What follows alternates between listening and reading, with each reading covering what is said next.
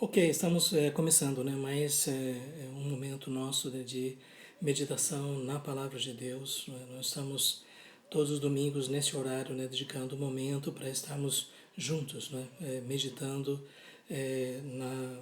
na mensagem de Deus para as nossas vidas, né, especialmente nesse momento em que nós estamos vivendo, o quanto nós precisamos, né, ser fortalecidos no Senhor, na força do seu poder, o quanto nós precisamos da graça de Deus. Não é? Então, por isso, vamos dedicar esse momento ao Senhor. Não é? Vamos suplicar, né, que Deus, na sua graça, esteja nos conduzindo, que tudo aquilo que nós compartilharmos aqui, realmente Deus possa usar para nos fortalecer, para nos edificar, nos deixar melhor preparados, né, para enfrentar os desafios, né, que estão adiante de nós. Então, vamos dedicar esse momento ao Senhor. Nós vamos fazer uma oração, suplicando então a bênção de Deus. Vamos orar. Oh Pai, obrigado, Senhor, por esta noite. Obrigado, Senhor, por este momento que nós podemos separar, Senhor, diante da Tua presença. Tu conheces, Senhor, cada vida, conheces cada coração, ó Pai.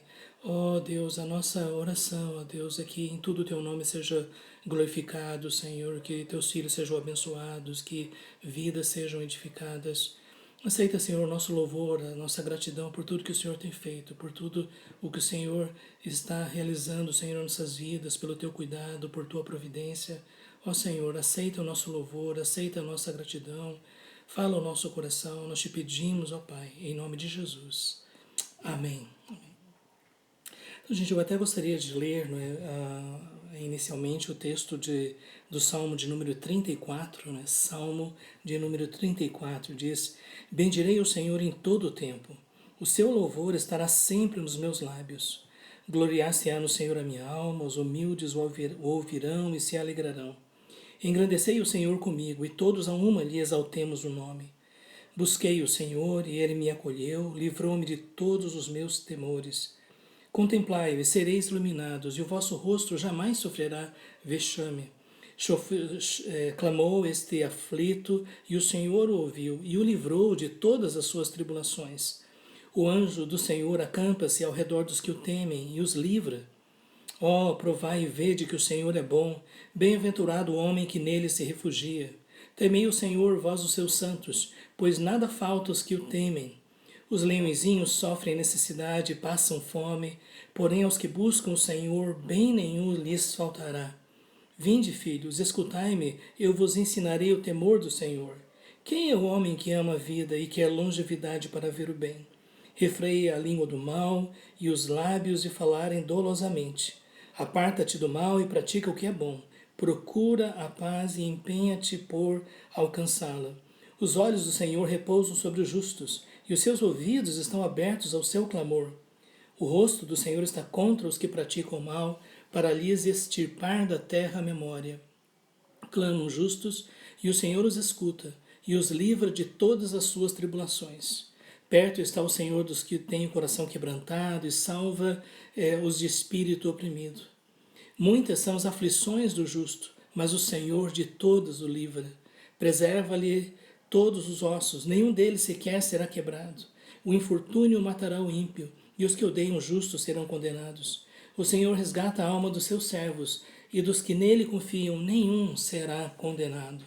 Meus irmãos, que passagem preciosa, né? Eu gostaria de deixar essa passagem para depois você meditar em cada uma dessas frases, cada um desses versos, cada um deles precioso, né? E eu creio que vocês perceberam, né? Especialmente nesses dias, não é, que eu creio que nós podemos chamar de dias maus, não é, um momento assim de muita crise, desse problema seríssimo de saúde e problemas econômicos e problemas políticos. Realmente nós estamos vivendo momentos de dias maus, e como nós precisamos pedir ao Senhor, né, que Ele esteja nos fortalecendo, nos dirigindo. Né? E aqui o texto diz, né, que nós devemos louvar o Senhor, nós devemos bendizer o seu nome, nós devemos nos alegrar na sua presença, né? Descobrir que vale a pena separar tempo para buscar o Senhor, saber que Ele está ouvindo as nossas orações, que de fato Ele é o nosso provedor, que Ele cuida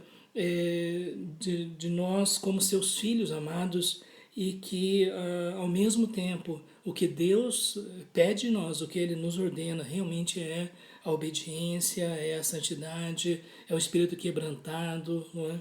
Esse salmo, né, de número 34 é um salmo muito especial. E minha sugestão é que você possa, em outro momento, fazer as suas meditações, reflexões a partir desse salmo tão precioso. Então, meus irmãos, nós estamos hoje, né, novamente, né, dedicando este momento para adorar o Senhor, para buscá-lo. E agora eu gostaria, né, que a gente pudesse separar um momento de oração, de intercessão. Né, e diante de todos os desafios, né, que nós temos diante de nós, né, como nós precisamos da graça de Deus. Então, eu gostaria de fazer uma oração que você possa acompanhar, né, e concordar, não é? Vamos então ter esse momento de oração. Ó Pai, nós estamos diante da Tua presença, Senhor, e nós te louvamos pelo acesso que nós temos diante de Ti. Te louvamos, ó Deus, por Tua palavra, que de fato afirma que Tu és o nosso Pai, que Tu tens cuidado de nós, e nós queremos expressar a nossa gratidão, Senhor, a nossa alegria, por saber, Senhor, que Tu estás conosco todos os momentos das nossas vidas, ó Pai. E, ó Deus, nós queremos, nesse momento, ó Deus, como diz a Tua palavra, Te buscar, sabendo, ó Deus, que Tu és poderoso, ó Deus, para ouvir as nossas orações, para fazer muito mais além daquilo que nós pedimos ou pensamos, conforme o Teu poder que opera em nós. E é por isso, ó Pai, que eu quero apresentar cada um dos Teus filhos diante de Ti em oração. Tu conheces cada coração, Senhor. Tu sabes, ó Deus, que talvez alguns dos teus filhos nesses dias estejam inquietos, talvez ansiosos e preocupados diante de tudo o que nós estamos passando. E nós queremos te pedir, ó Pai, que o Senhor possa aquietar os seus corações, que o Senhor possa, ó Deus, remover toda a ansiedade, toda a inquietação, ó Deus, que pelo contrário, o Senhor venha conceder a tua paz, ó Deus, essa paz que excede todo entendimento, uma paz sobrenatural, Senhor, uma paz dada pelo teu Espírito, ó Deus. Ó Pai, nós queremos orar, Senhor, por aquelas famílias aflitas, nós queremos orar, Senhor, também por tantas pessoas que hoje estão experimentando a dor da perda por causa de enfermidades. Nós queremos, ó Deus, suplicar que o Senhor venha trazer o teu conforto, ó Deus, e que o Senhor mesmo venha fortalecer, Senhor, famílias que estão passando por momentos tão difíceis. Nós suplicamos, ó Deus, a tua bênção, que esse seja um instante, ó Deus, que cada família possa ter experiências maravilhosas, Senhor, da tua presença, da tua graça, da tua provisão, Senhor, da tua restauração, ó Pai. Ó Deus, ouve as nossas orações. E nos dias que vão seguir, ó Pai, que o Senhor venha fortalecer as nossas mãos, que o Senhor venha nos dar discernimento e sabedoria para tudo que nós devemos fazer. Nós queremos te pedir, ó Pai, que Tu não permitas que venhamos desperdiçar o tempo precioso que Tens colocado em nossas mãos, ó Deus, mas que sejam tempos preciosos, ó Deus, que nós possamos buscar com sabedoria a Tua vontade para as nossas vidas. Ó Senhor, nós suplicamos, ó Deus, estas bênçãos e nós te agradecemos, te louvamos em nome de Jesus. Amém. Amém, meus irmãos. Então, né, nós vamos continuar, não é, sempre buscando a presença do Senhor. Nessa semana a gente teve algumas oportunidades, né, foi muito especial um encontro, né, que nós tivemos com os irmãos, né, pelo aplicativo Zoom, né, quem sabe a gente possa também ter esses outros momentos, não é, para estarmos juntos. Foi tão bom de rever, né, tantos irmãos queridos, não é, nesse momento de distanciamento, né. E ao mesmo tempo, né, sim, nós precisamos, né, nos fortalecer, nós precisamos buscar ainda mais a presença do Senhor, a sua graça. A gente sabe, né, que tantas pessoas hoje em dia estão enfrentando imensos desafios, né, na vida profissional, empresários, pessoas, né, que têm perdido o seu emprego, pessoas, né, que estão enfrentando a enfermidade. Que momento, né? Que momento difícil que nós estamos passando. Então, que a gente continue se fortalecendo, a gente continue buscando cada vez mais a presença do Senhor, não é? E eu até gostaria de sugerir, né, se vocês depois pudessem ver lá no meu canal do YouTube um estudo que eu ministrei sobre o livro de Números, né, especialmente o finalzinho do estudo. Eu creio que tem umas percepções bem interessantes, né, sobre esse momento que nós estamos passando. Depois você pode acessar Jorge Noda, né, no canal do YouTube, tem lá esse vídeo, né, que nós gravamos na quinta-feira, né, falando sobre a peregrinação no deserto, as lições que nós podemos aprender no deserto. Né? E hoje, então, eu gostaria de dedicar esse momento, né, para nós meditarmos num texto, né, muito especial. Durante esse mês, eu estive ministrando pelo Seminário do Betel Brasileiro um curso na Carta de Paulo aos Romanos, né, todas as quartas-feiras. Né, esse é um curso de seminário teológico. E eu queria compartilhar algo, né, porque a gente esteve meditando nessa carta durante essa semana. Eu queria convidar você para que abra sua Bíblia aí no livro de Romanos, capítulo 5. Né? É uma passagem tão conhecida já, eu tive a oportunidade de ministrar outras vezes também, não é? Mas cada vez que eu tenho meditado, estudado esta passagem, mais Deus tem falado ao meu coração. Né? Romanos, capítulo 5, a partir do versículo 1 até o versículo 11, né? Se você tem a sua Bíblia aí, né? Vá para o texto, né? Não fique só me ouvindo, não pegue a sua Bíblia, abra a sua Bíblia nesse texto que nós temos aqui, ok? Então, Romanos capítulo 5, a partir do versículo 1, vamos ler. Justificados, pois, mediante a fé, temos paz com Deus, por meio de nosso Senhor Jesus Cristo, por intermédio de quem obtivemos igualmente acesso pela fé a esta graça na qual estamos firmes, e gloriamo-nos na esperança da glória de Deus. E não somente isso, mas também nos gloriamos nas próprias tribulações, sabendo que a tribulação produz perseverança, e a perseverança, experiência, e a experiência, esperança. Ora, a esperança não confunde, porque o amor de Deus é derramado em nosso coração pelo Espírito Santo que nos foi outorgado.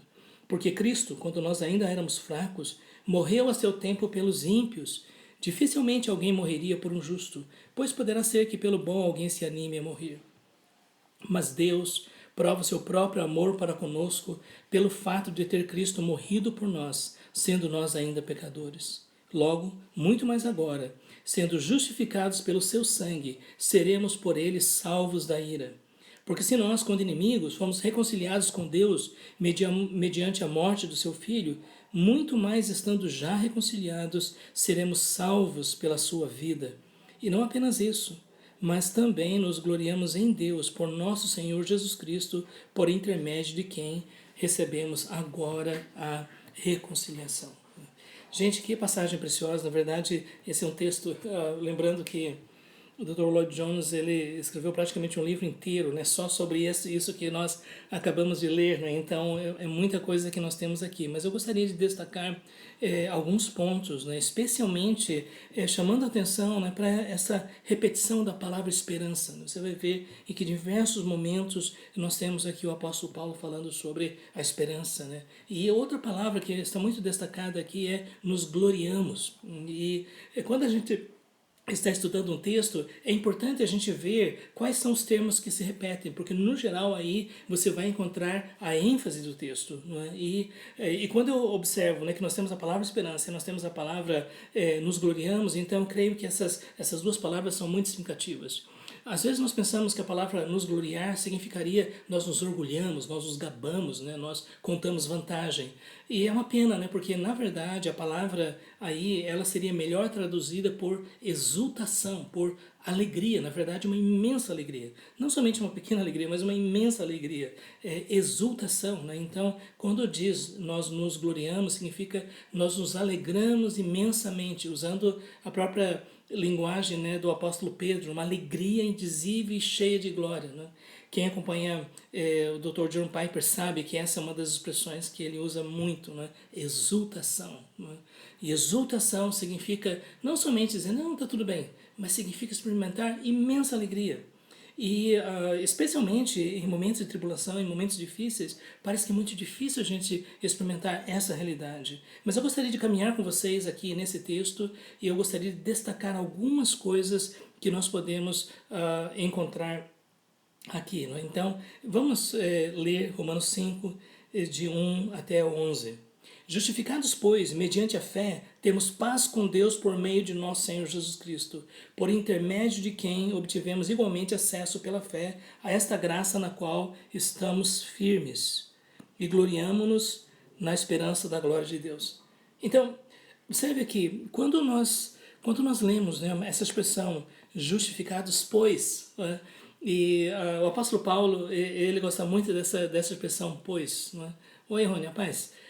justificados, pois, significa que isso que ele está falando tem tudo a ver com aquilo que ele tinha falado antes. Não é? Então, da mesma forma como nós temos lá em Romanos capítulo 12, quando o apóstolo Paulo diz rogo-vos, pois, nós temos que ver tudo que ele tinha dito antes. Não é? E aqui, quando ele diz pois, nós precisamos entender que tudo que ele está dizendo tem a ver com o que ele tinha dito antes. E o que nós encontramos nos primeiros 4 capítulos de Romanos é a doutrina da justificação.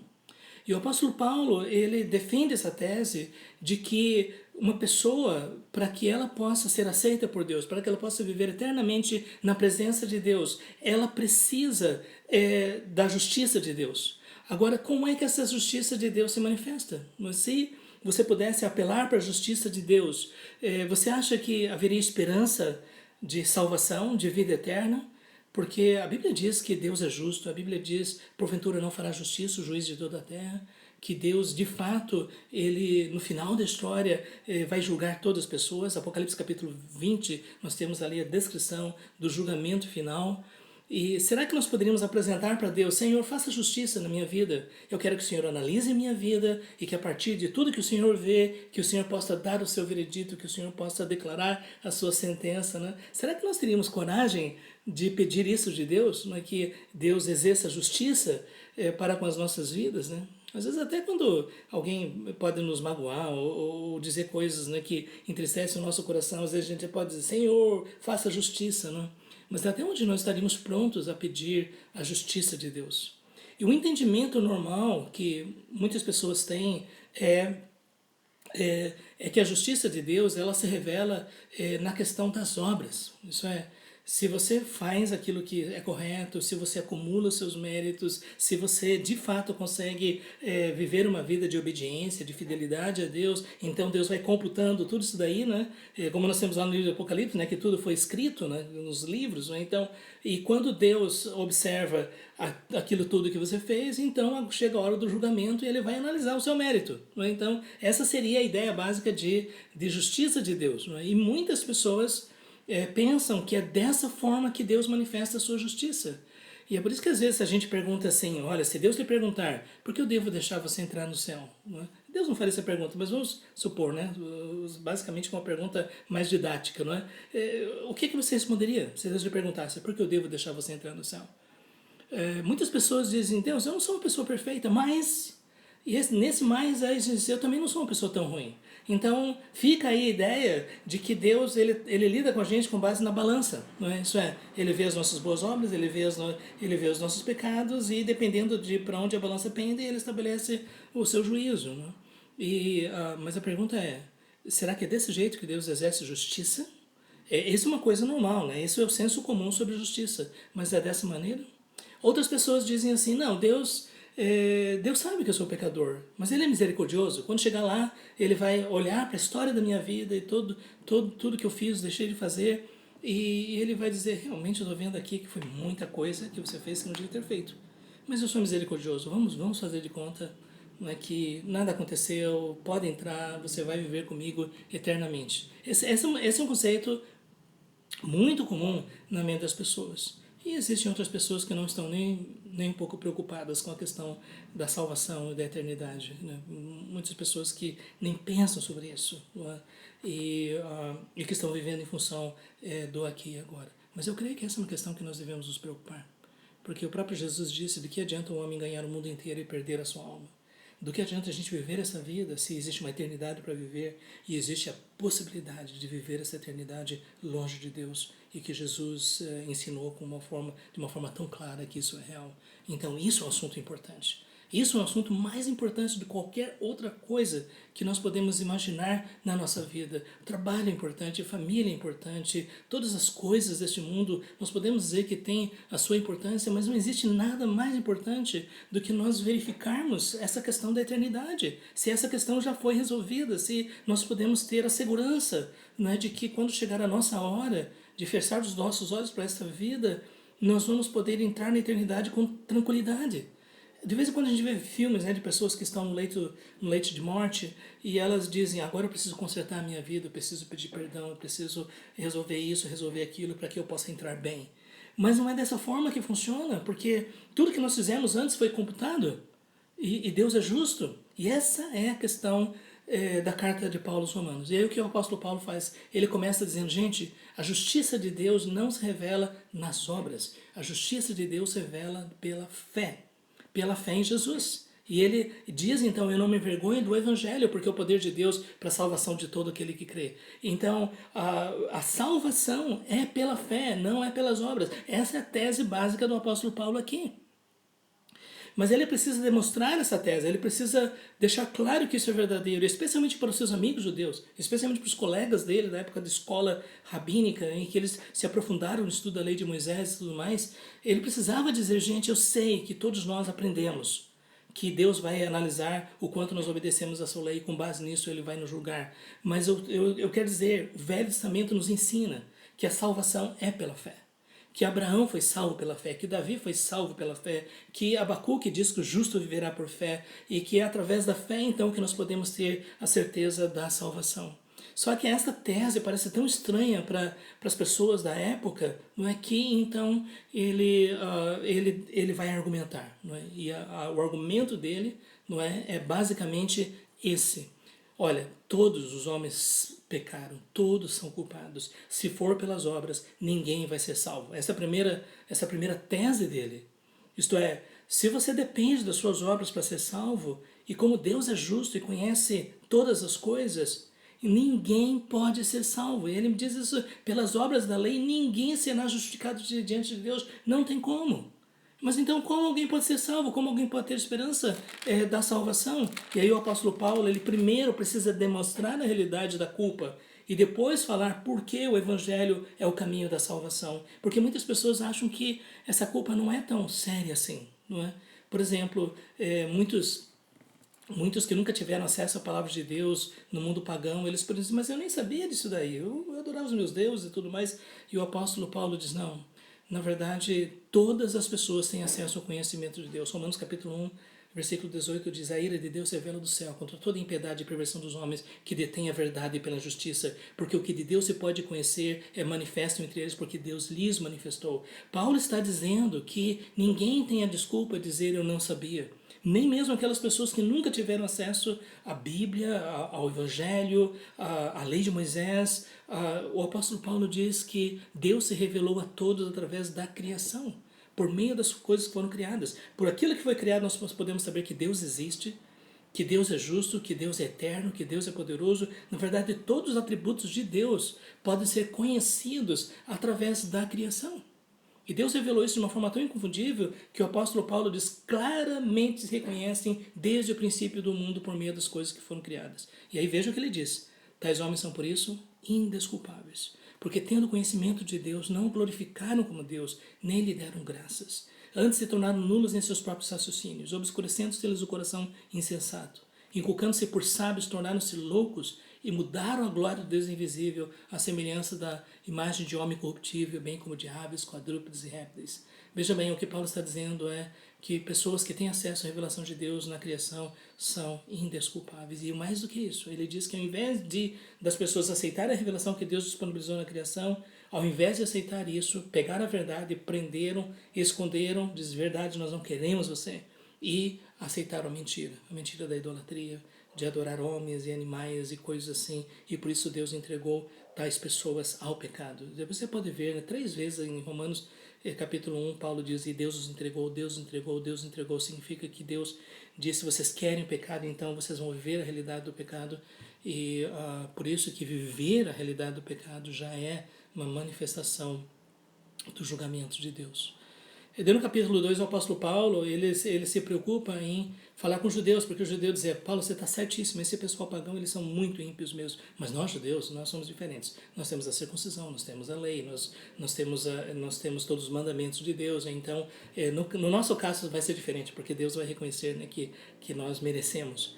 E Paulo vai dizer, de jeito nenhum, porque ainda que vocês tenham a lei, ainda que vocês tenham todo o conhecimento e tudo mais, mas não praticam aquilo que ensinam, e portanto Deus também vai condenar.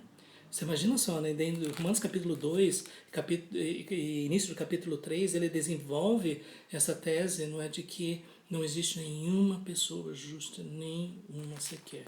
Quantas pessoas se escondem atrás da religião, das boas obras e dizem, meu caso é diferente, eu não sou tão ruim como outras pessoas. Eu me lembro, né, do diretor do filme Paixão de Cristo, perguntaram uma vez sobre essas questões para ele disse, eu não sou nem o Hitler. Então, se você não for tão mal quanto Hitler, então tem chance. Mas na verdade o apóstolo Paulo diz, todos pecaram. Todos estão destituídos da glória de Deus. Não existe nenhuma pessoa justa, não existe ninguém que mereça entrar no céu. Mas a pergunta é, então como alguém pode entrar no céu? E o apóstolo Paulo diz, através do sacrifício de Jesus na cruz. Ele morreu em nosso lugar, Ele pagou pelos nossos pecados. Ele fez com que Deus se tornasse propício a nós pela oferta da sua própria vida na cruz. Esta é a mensagem do Evangelho, a mensagem testemunhada na lei de Moisés e nos profetas. A mensagem de que a salvação é pela graça e que ela deve ser recebida pela fé. Não é uma coisa que nós conquistamos, não é uma coisa que nós merecemos, mas é um presente que nós recebemos de Deus. Um presente gratuito, a dádiva da salvação através de Cristo. Através da fé nós podemos ter a certeza da salvação. E ele mostra que por causa disso não existe razão para se orgulhar. Como é que eu vou me orgulhar quando eu sou salvo sem eu merecer? Que eu sou salvo pela graça, não é? E ele dá o exemplo de Abraão e menciona também Davi no capítulo 4 de Romanos, não é? Que Abraão foi justificado pela fé. E Davi também diz, bem-aventurado é o homem a quem o Senhor não atribui iniquidade, não é? E é por isso que a salvação é pela fé. Mas não é qualquer tipo de fé. Não é simplesmente uma mera concordância intelectual, mas é absoluta confiança no sacrifício perfeito de Jesus. É alguém que chegou ao ponto de dizer, eu sou culpado, eu mereço a ira de Deus, eu mereço o inferno, Deus é justo, mas eu creio que Jesus morreu na cruz no meu lugar. Eu creio que Ele pagou a minha dívida. Eu creio que através do derramamento do seu sangue eu tenho perdão dos pecados e eu posso ter paz com Deus. É por isso que nesse capítulo 5, né, a gente já dedicou um bom tempo nessa parte introdutória, né? Mas ele diz, justificados, pois, mediante a fé, temos paz com Deus. O que é salvação? Deus nos declara justos por causa da justiça de Cristo.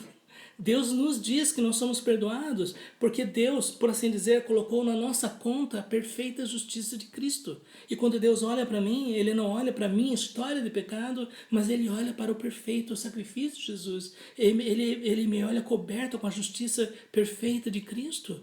E isso é a doutrina da justificação. Algumas pessoas dizem, mas isso é absurdo, eu tenho que pagar pelos meus pecados. O fato é que Jesus pagou pelos meus pecados, que Jesus pagou pelos nossos pecados. Aquilo que nos afastava de Deus, que era a ira de Deus por causa do pecado, isso foi afastado porque Jesus aceitou se oferecer como sacrifício em nosso lugar. E é por meio da fé, então, que nós somos justificados. Nós somos declarados justos. E agora, então, nós temos paz com Deus. Você pode imaginar o que os judeus ansiavam de poder entrar no Santo dos Santos, não é, de poder adorar o Senhor.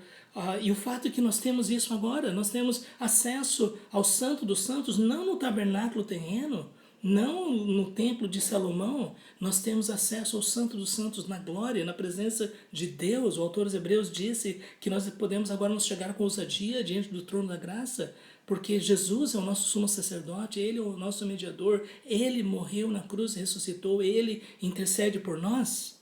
E é por isso que nós temos paz com Deus, é por isso que nós temos acesso à presença de Deus, nós podemos nos dirigir a Ele. Agora entenda que essa paz não é somente dizer, olha, está tudo bem, agora pode viver a sua vida, não. É uma paz que Deus se reconcilia conosco e nos traz para si, nos adota como seus filhos, para que a gente possa desfrutar da sua presença, da sua graça, do seu imenso amor. Justificados, pois, mediante a fé, temos paz com Deus. Não é só uma sensação de bem-estar interior, mas é um problema de um conflito que foi resolvido, porque aquilo que era contra nós, a realidade dos nossos pecados, Jesus resolveu na cruz. Ele pagou pelos nossos pecados. E agora nós podemos ousar chamar Deus de Pai. Nós podemos dizer, Tu és o meu Pai. Nós temos acesso a esta graça. Nós não merecemos, mas nós temos acesso. Antigamente, no mundo antigo, os grandes reis e déspotas, se você quisesse ter acesso à sala do trono, era muito difícil. Mas hoje nós temos acesso à sala do trono de Deus. E nós podemos chamar Ele de Pai. E podemos ter a certeza que nós somos aceitos e recebidos por causa do sacrifício perfeito dEle. Essa é a realidade do Evangelho. Exatamente por causa desta convicção é que nós permanecemos firmes. Mesmo diante das lutas, das tribulações, nós permanecemos firmes. Porque nós temos esta realidade de que o acesso que Deus nos dá à sua presença é uma garantia do seu amor. É uma garantia de que Ele está conosco. Como o próprio Jesus disse, eu estou convosco todos os dias até a consumação do século. Por isso que Ele diz aqui, pela fé nós temos acesso a essa graça na qual estamos firmes. E gloriamos na esperança da glória de Deus. Lembra aquilo que eu falei? Que gloriar aqui não é se sentir orgulhoso ou vaidoso. A palavra aqui no grego é muito mais uma expressão de exultação, de alegria, de celebração. Em outras palavras, aquele que foi justificado, ele está exultando por saber que está chegando a hora que nós vamos ingressar na presença de Deus para estar com Ele para sempre. A esperança da glória. Como o apóstolo Paulo disse em Colossenses, Cristo em vós, a esperança da glória. Nós nascemos de novo, o Espírito Santo habita em nós, o Espírito Santo nos dá esta convicção, né, de que nós temos agora a realidade da esperança da glória de Deus, que nós estamos aguardando o dia em que nós vamos receber corpos glorificados e nós vamos ser introduzidos na presença de Deus para viver com Ele eternamente. Novos céus e nova terra, onde habita a justiça, como diz Apocalipse. Esta é a esperança da glória. Agora mesmo eu queria dizer algo assim. Essa é a essência do Evangelho. Tudo que Deus faz por nós nessa vida, nós devemos ser gratos por tudo, mas a Bíblia de ponta a ponta mostra que não existe nada mais importante do que esta esperança, essa convicção de que nós vamos estar na sua presença para sempre. E sabe, sem isso não existe evangelho, sabe? O apóstolo Paulo diz que se a nossa esperança restringe somente a esta vida, nós somos os mais infelizes de todos os homens. Jesus diz, eu vou preparar para vocês lugar. Jesus disse, eu vou voltar.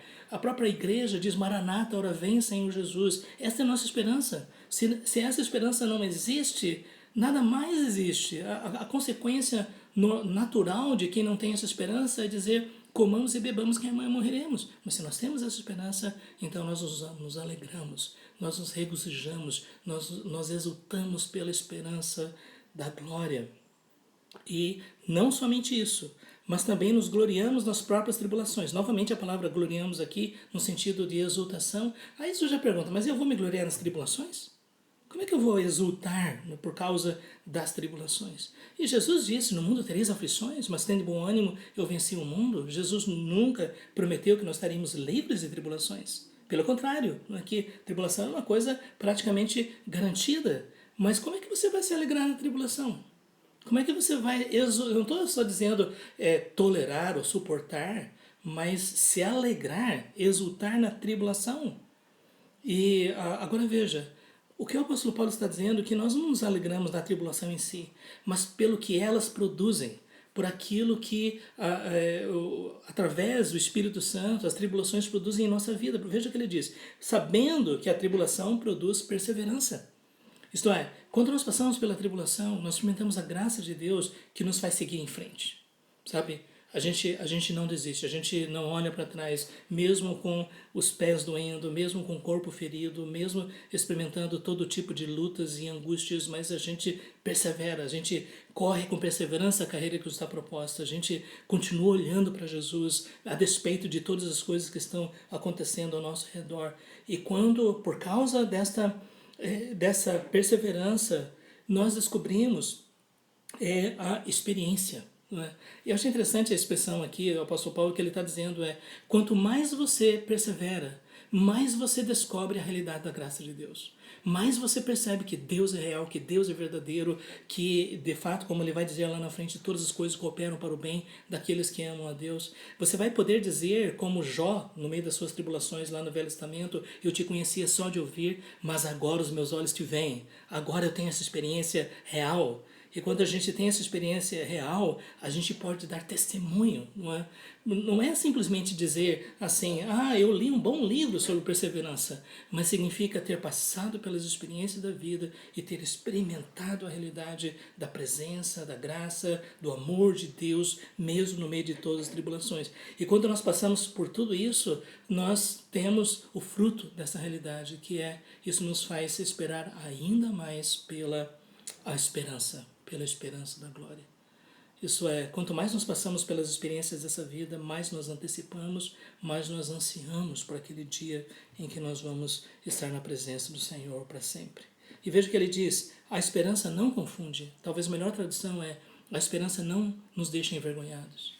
Porque céticos, incrédulos, todas as pessoas dizem, vocês são os alienados, fanáticos, que ficam falando sobre essa esperança e tudo mais.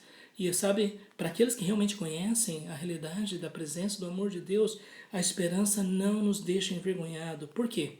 Aqui ele vai dar a evidência da esperança, porque o amor de Deus é derramado em nosso coração pelo Espírito Santo que nos foi otorgado. Agora fica claro aqui que a convicção da nossa esperança não é somente uma convicção filosófica, intelectual, teológica, mas é uma experiência poderosa da presença do Espírito Santo em nós. Não somente a presença do Espírito Santo, mas a presença do Espírito Santo que derrama em nossos corações o amor de Deus. Isso é, o Espírito Santo é aquele que nos faz experimentar a realidade que Deus nos ama de fato.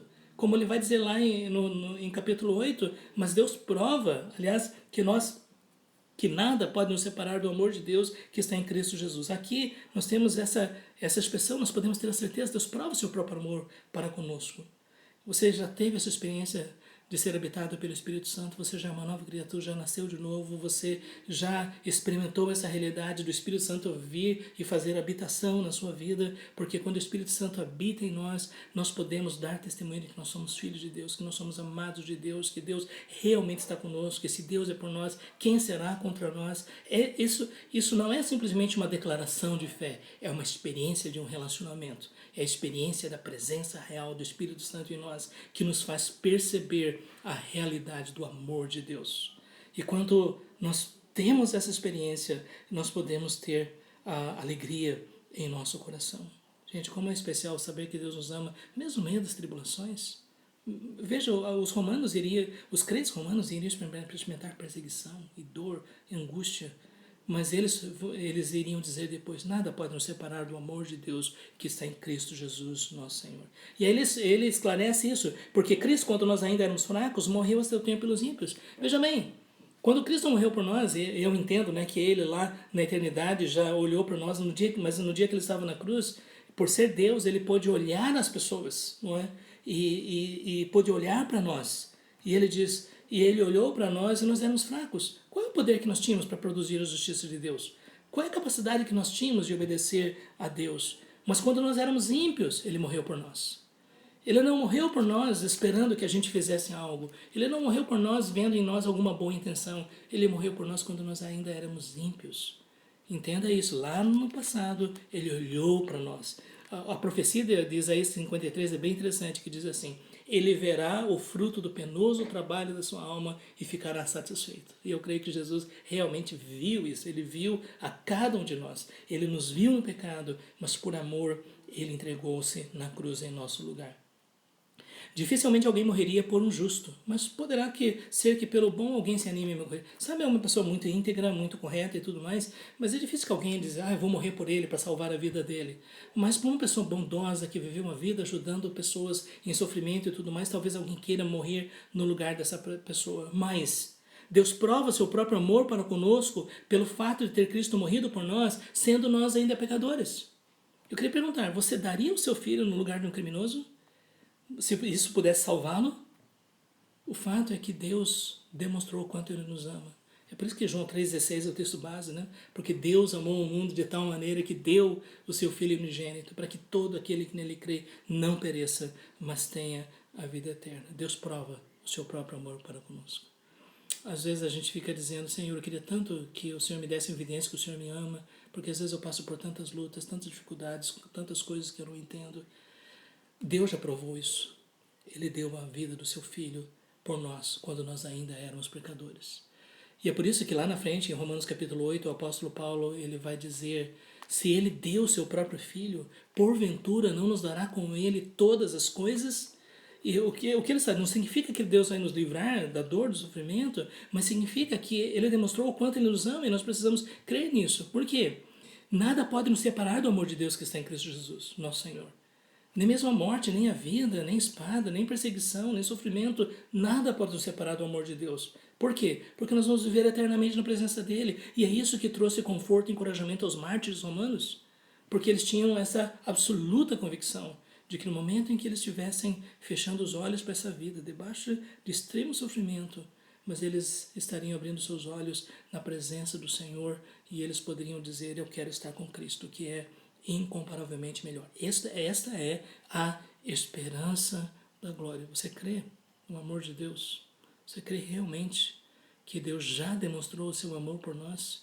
Por que nós vamos duvidar do cuidado de Deus, do amor de Deus? Verso 9 diz assim: logo, muito mais agora, sendo justificados pelo seu sangue, seremos por ele salvos da ira. Gente, está chegando a hora em que Deus vai manifestar a sua ira, o seu julgamento sobre a raça humana. Apocalipse, o livro todo mostra essa realidade.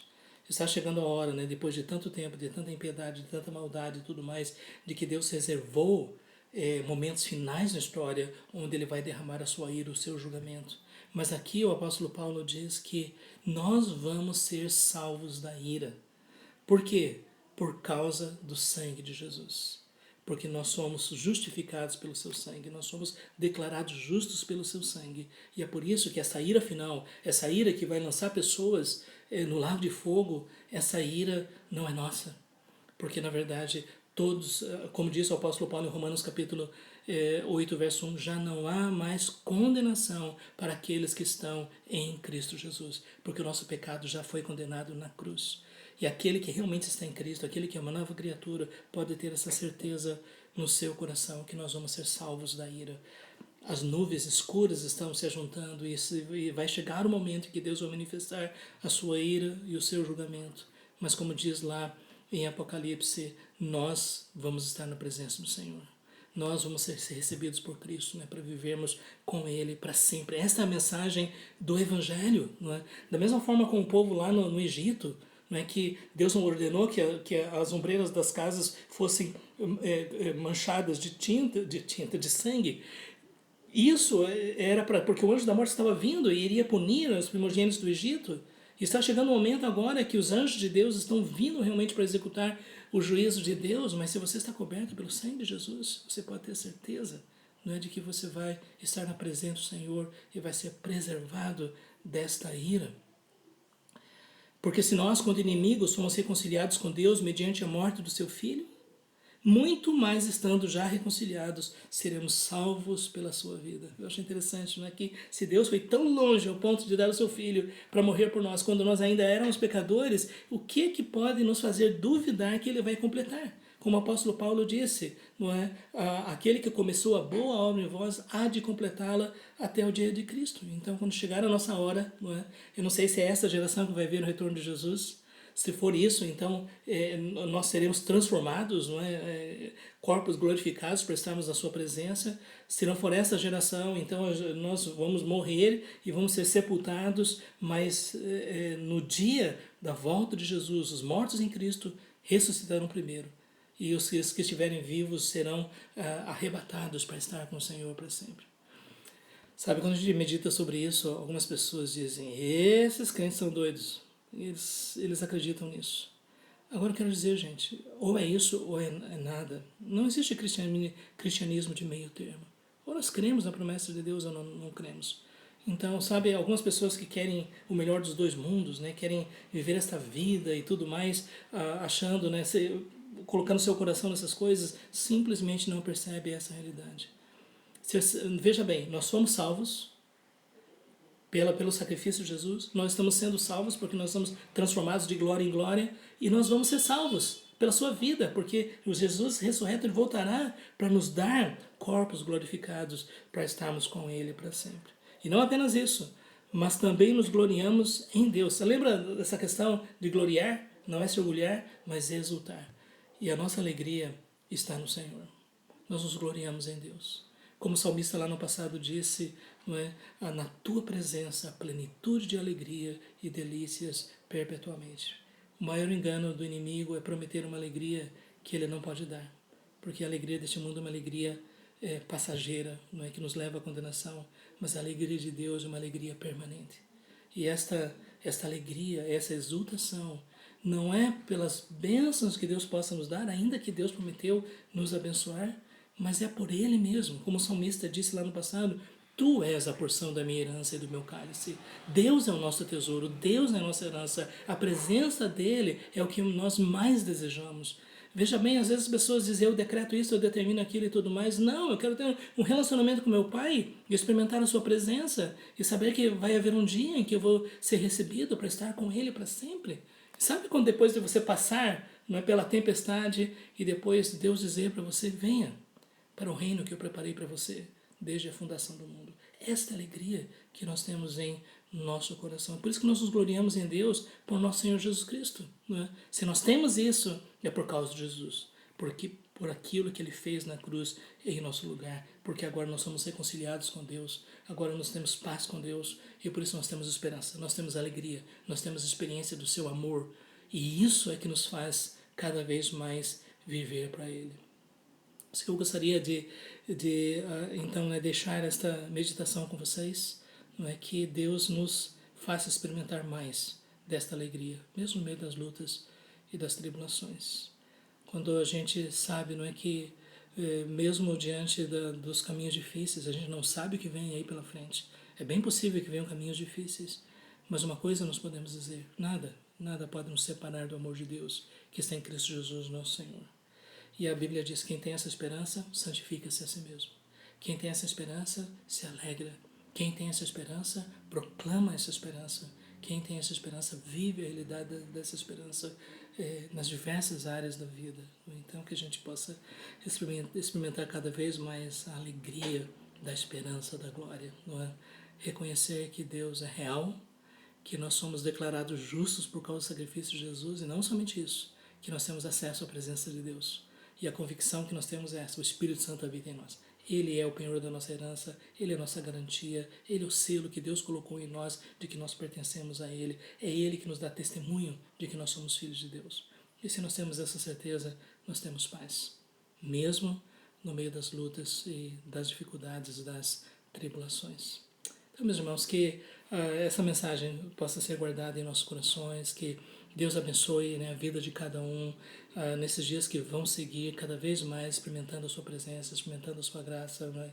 Então, que Deus abençoe a todos. Né? Eu vou encerrar com uma palavra de oração, né? E como se estivéssemos na nossa reunião da igreja também, impetrar a bênção apostólica. Vamos orar. Oh, Pai, obrigado, Senhor, por esta Tua palavra, Deus. E nós queremos Te pedir que o Senhor mesmo, pelo Teu Espírito, aplique essas verdades em nossos corações. Tu não permitas, ó Deus, que a secularização, o materialismo, ó Deus, todas as filosofias deste mundo venham nos afastar, Senhor, desta nossa esperança. Que, pelo contrário, ela fique cada vez mais poderosa e firme em nossos corações. E que isso venha se traduzir na forma como nós vivemos. Nos dá, Senhor, cada vez mais a alegria da esperança da glória.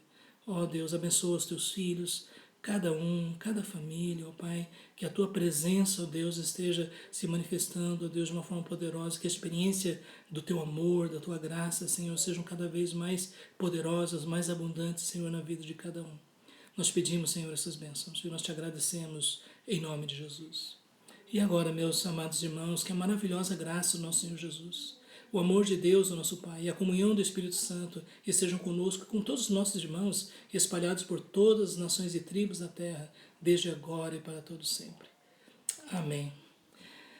Amém, meus irmãos. Então concluímos aqui. Não é só lembrando que na próxima quinta-feira, se Deus quiser, eu estarei ministrando o estudo sobre o livro de Deuteronômio. Não é? Então, que os irmãos também possam estar atentos. E também em outros momentos, né, que às vezes nós temos algumas lives, alguns momentos aqui.